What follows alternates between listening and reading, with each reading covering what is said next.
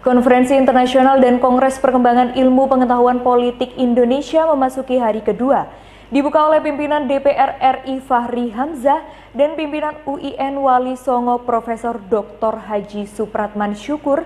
Dalam acara ini dihadiri para pimpinan partai politik tingkat nasional, para scholars dari Australia, USA, Norwegia, Vietnam, Malaysia, dan peserta dari 38 kampus se-Indonesia. Topik utama yang diangkat dalam konferensi ini tidak hanya menyangkut isu power struggle dalam pemilu, tapi juga kebijakan-kebijakan publik yang akan dan telah diambil. Selain itu, penekanan terhadap fungsi rekrutmen dan kaderisasi partai politik dari kader-kader terbaiknya dan bukan dari para petualang politik yang memanfaatkan partai sebagai kendaraan dan transaksi politik saja, juga menjadi isu penting dalam konferensi ini. Dalam jumpa pers media, Fahri Hamzah mengungkapkan kekhawatirannya terjadinya frustasi politik akibat kegagalan demokrasi karena tidak adanya lagi kepercayaan rakyat terhadap partai politik yang tak kunjung baik. Kalau dulu partai politik itu dikendalikan dan dikebiri oleh penguasa, sekarang partai politik yang diberikan hak untuk hidup dan memperbaiki diri, toh tidak kunjung baik, gitu loh. Nah, kalau frustrasi ini berkembang, nanti rakyat menganggap tidak lagi partai politik itu dianggap penting, maka kita sudah memasuki fase-fase kegagalan di dalam demokrasi. Terselenggaranya konferensi internasional hasil kerjasama CEP UIN Wali Songo Semarang, UI dan Undip ini menunjukkan kerja nyata.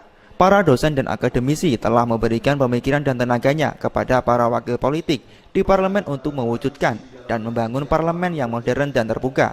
Selain itu, sejak tahun 2012, CPP juga berhasil memprakarsai lahirnya gerakan pendidikan politik pemilih muda atau lebih dikenal Rock the Vote Indonesia. Dari Semarang, Jawa Tengah, Tim Liputan melaporkan.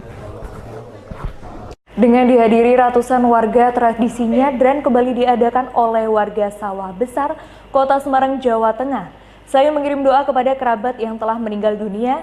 Tradisi ini diakhiri dengan merebut makanan dan jajanan yang memang sengaja sudah dibawa dari rumah.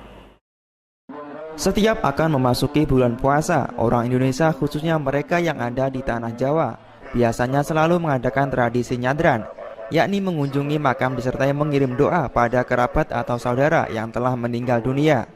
Tradisi nyadran seperti halnya tradisi lainnya juga sempat mengalami degradasi karena perkembangan zaman, khususnya di kota-kota besar. Namun berbeda dengan terjadi di Kelurahan Sawah Besar, Semarang, Jawa Tengah. Warga di sini sampai sekarang masih memegang teguh tradisi nyadran tersebut. Adapun lokasi nyadran yang dihadiri oleh ratusan warga itu, yakni di salah satu tempat pemakaman umum Margosari Mulyo. Menurut Sekretaris Kecamatan Gayamsari Suhadi, tradisi nyadran di Kelurahan Sawah Besar seperti halnya tradisi dukderan yang diadakan setiap akan memasuki bulan puasa. Nyadran adalah memohonkan maaf, memohonkan maaf para almarhum maupun almarhumah yang telah meninggal dunia. Mudah-mudahan semua kesalahannya diampuni. Usai melantunkan doa, acara dilanjutkan dengan memperebutkan makanan dan jajanan pasar yang memang sudah dipersiapkan. Tak hanya itu, mereka yang kebetulan memiliki kerabat maupun saudara dimakamkan di TPU setempat juga menyempatkan diri nyekar dan membersihkan makam. Dari Semarang, Jawa Tengah, Yuli Eko, Tim Liputan melaporkan. Berita tadi sekaligus menutup perjumpaan kita pada hari ini. Terima kasih sudah menyaksikan Lentas STTV. Saya Zana Kobita beserta kru yang bertugas mohon undur diri. Wassalamualaikum warahmatullahi wabarakatuh dan sampai jumpa.